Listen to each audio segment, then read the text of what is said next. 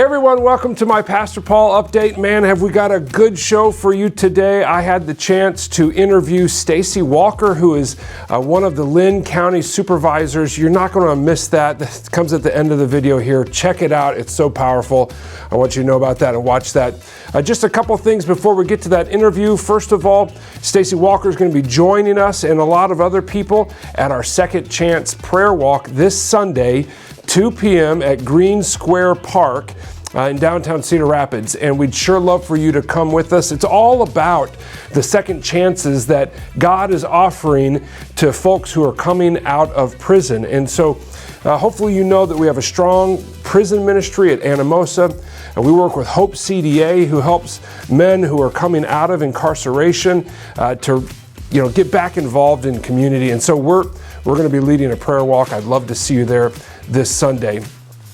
On another front, completely different, we're also partnering with Wellington Heights Community Church and doing a VBS this summer.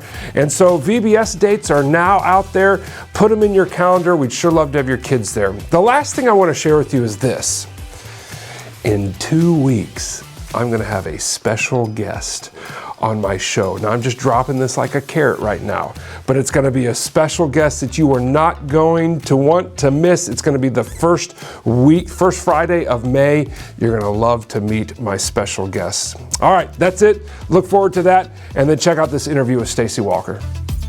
Well, I'm here with Stacey Walker, and we're just so honored to have you here as one of our Linn County Supervisors, and so thanks for joining me for this interview. We're talking about Second Chance Month a little bit. We've got a Second Chance Prayer Walk coming up this Sunday at 2 o'clock. We meet at Green Park, and so I'm going to say that multiple times so you hear it and you know where we're going. But again, thanks for being here. Before we dive into Second Chance and things like that, tell us what a Linn County Supervisor does. Well, Pastor Paul, thank you so much for having me first. It's an honor to be here and to be talking about these issues. Your first question is a good one because a lot of people don't know what it is, the Linn County Board of Supervisors, what it is we do. We are the executive branch of government for the entire county. But we also serve as the legislative branch of government, meaning we get to vote on and pass our laws, which are called ordinances at this level, and resolutions. And our political subdivision is what the governor and the federal government use when they declare, natural disasters. So we liaise quite often with the federal government and the state government working on issues. We are the official government of every unincorporated town, village in Linn County. So if your local area does not have a city council, then we function as the city council for that group. And our job really is trying to understand the needs of all the city and towns in the county and trying to do the things we need to do to make sure everyone has a sort of decent standard of service, which of course, if you look at how municipal government is laid out, there are going to be things that Cedar Rapids and Marion can do that some of the other smaller cities can't do. And so our job is to really bring a macro focus to government to see how we can improve the lives of all people living in Linn County. Yeah. And your position's elected position? Yes. And when were you elected to your position? I was first elected in 2016, and I, in doing so, became the first African American ever elected to county-wide office here in Linn County. Yeah. So it was a really special thing for me personally, but I hope I'm not the only one. I hope other people from other races and walks of life will continue to run for office and win and bring their perspectives to office. Yeah, that's great. That's great. Well, I have to admit, I looked at your bio on the Linn County Supervisors webpage, and we are just truly honored to have you here. You've been a lot of places, doing a lot of great things, and so thanks for joining me on this little thing we call the Pastor Paul Update Show. I love it. I love it. All right, so like I said before, we're celebrating Second Chance Month. We have a a strong ministry at Anamosa State Penitentiary. We've got a great group of people here at St. Mark's that love to visit. We can't do that right now because of COVID, but we're hoping to get back soon. And we're going to have this prayer walk this Sunday, again, 2 p.m., Green Square Park. When you think about second chances, what comes to mind? Well, being here in this wonderful church, when I think about second chances, truly it's biblical for me. I mean, the entire reason for Jesus Christ being on this earth was to help show sinners the truth and the light and the way. And the way we get salvation is for admitting that we have done something wrong. And so to extrapolate from that, we have a society with a fully developed carceral state where we have no problem putting people in jail and in prison. In fact, we've gotten really good at doing that. What we haven't gotten really good at doing is the whole rehabilitation part and the restoration part. How do we make the person whole? How do we make the communities whole again? And one of the ways we do that is by offering people second chances. Now, that is a term that I believe has a much broader definition, because second chance is how we treat returning citizens in our workplace. It's how we help individuals get reintegrated into society, how to find housing, how to connect these individuals with the necessary support systems so that they can be successful. It's too often the case that it's easy for individuals trying to reintegrate into society to fall back into bad habits or into negative situations, almost through no fault of their own, but it's because the system hasn't been there to offer the supports. And in the absence of the necessary support and resources, it's really easy to find yourself in a precarious position. And so when I think about second chances, I think about doing whatever it takes to help a person get back on their feet, to become, healthy, contributing members of our society. Yeah. One of the ministries outside of Anamosa that we partner with is Hope CDA as well. And in fact, this week, we have guys from Hope CDA going through our Alpha course here every week. So they come on Tuesday nights and we have a meal and we watch Alpha. And I had the opportunity just to be down there this last week for the first time at their facility, toured some of their homes, and just amazed at what God's doing there. For you, when you think about men coming out of Anamosa or wherever they're coming out of and reintegrating in society, what is the most important thing they need to escape that cycle of reincarceration? Yeah, that is a big question, and it's a tough one to answer because certainly it's a case that every individual, every case is a little bit different, right? And some folks will be walking out of prison having developed skills. Some folks will be walking out of prison still very much in need of mental health resources and this, that, and the other. So it's hard for me to pinpoint sort of a one-size-fits-all approach. However, I will say this. It is important that we all demonstrate compassion. At the end of the day, these are human beings, just like me, you. They're coming back into a world that likely has changed significantly in a whole lot of ways. And exercising love and compassion means trying to have some level of empathy for that sort of shock of coming back into society. And not only that, having some sort of empathy in knowing that, again, in a lot of cases, these folks are coming here with very few resources. Right. And so we should be thoughtful about our role in helping them reintegrate, and I hate using that word so often, but come back into society, come back into our world. We should be thoughtful about how open we are to that and understanding so that we can help that transition be as smooth as possible. Yeah. We, again, I sometimes I feel like I'm behind on things, and so I just watched 13th, the movie, for the first time, just actually on MLK Day, and then we just watched Just Mercy here. You have any thoughts about those movies? Just in general, encouragement with those. I have to tell you, I felt so ignorant watching those movies. Yeah. Well, firstly, thank you for watching. Yeah. I have seen the 13th documentary by Ava DuVernay. I have not seen Just Mercy, the movie, but I have read the book by Brian Stevenson. Yeah. And I recommend both of those movies to all people. It's illuminating, even for folks like me, who I'm kind of working in this space, and I've been working in this space for a while, but you learn a lot. You learn how corporate, how jailing, our jailing system has really become a corporate enterprise. Right. And there are a few things, I always say there are a few things that we shouldn't leave up to capitalism.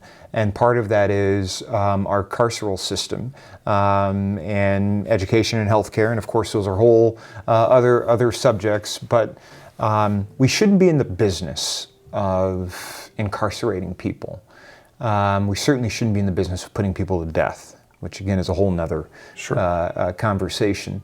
But we the people, we need to see this stuff, and we need to know what has become of these institutions, and how law enforcement in the carceral state, and law enforcement, the carceral state and government is operating.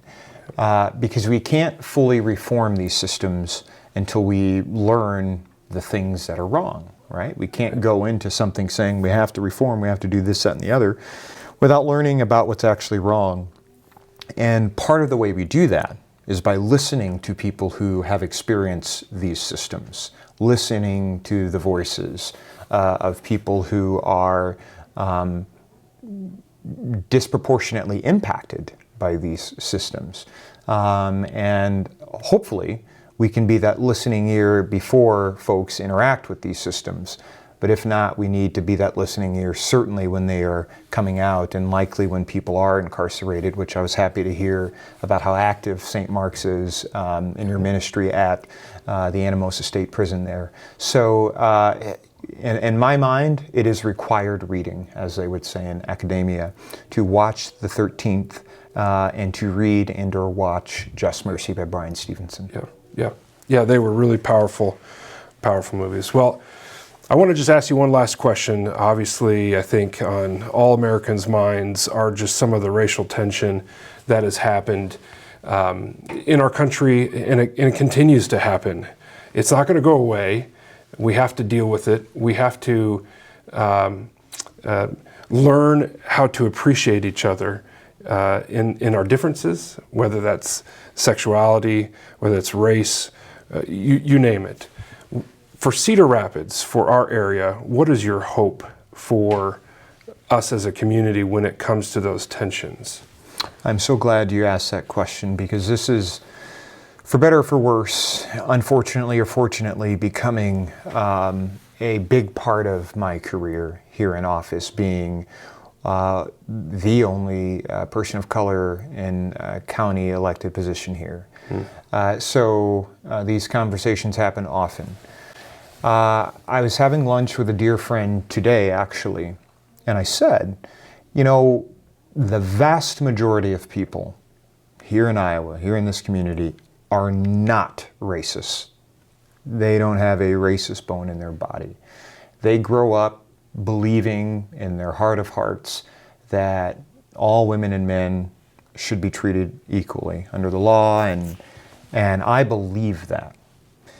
The problem is that we don't really go much deeper than that.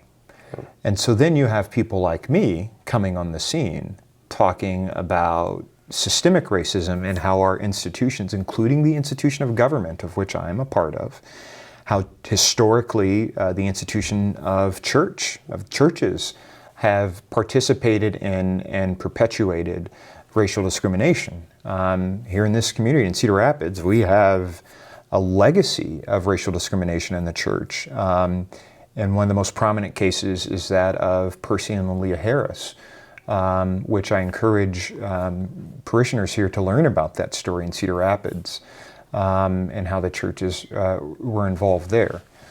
When I start saying things like that, and I start talking about critical race theory and implicit bias and how we have to be conscious of the feelings we have developed on the inside and may not even be aware of them, when I start saying stuff like that, and when other folks start saying stuff like that, I think people are hearing that I'm calling people racist, or I'm saying you're racist and you don't know it. And that is certainly not the case. I can't control what people hear. These are academic terms with specific meanings.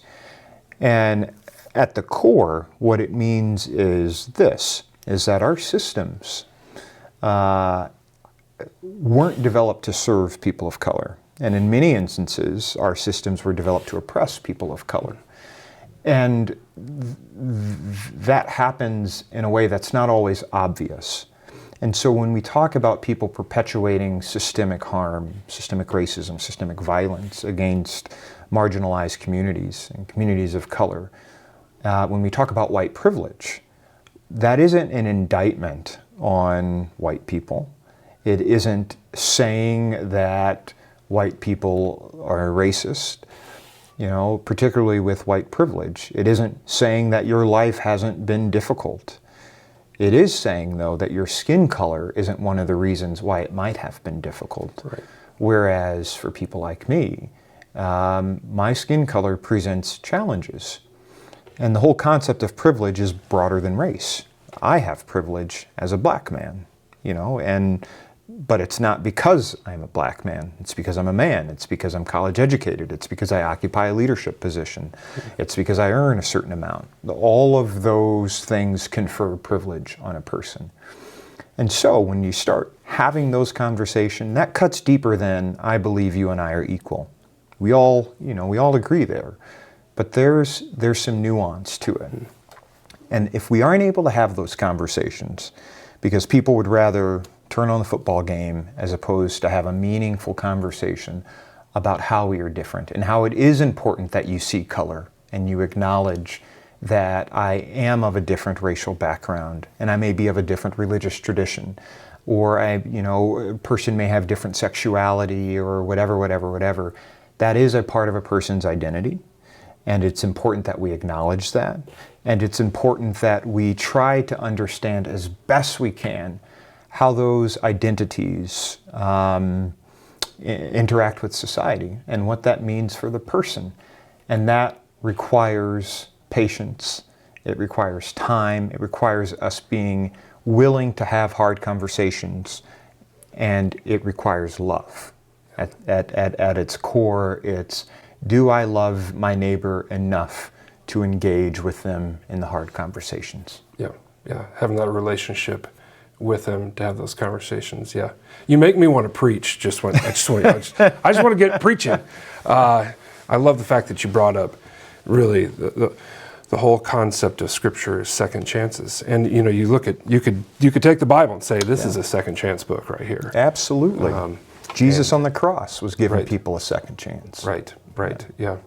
And I think about his words when he says to the Pharisees and people who are hearing him but not hearing him, when he says, you'll be ever hearing but never perceiving.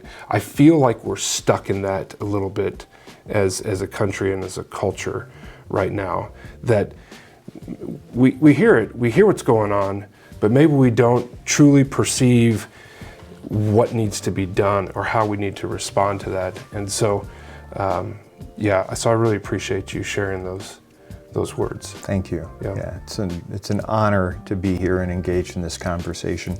We need more of this, and you are truly doing the Lord's work in having these conversations. Yeah. Well, thanks for being here. Thanks everybody for joining us. You can look up Stacey Walker on the Linn County homepage. You can read all about him and just the great work that he's doing in our city and our county. Again, thanks for joining me here today. And God's blessings, everybody, as you connect faith and life.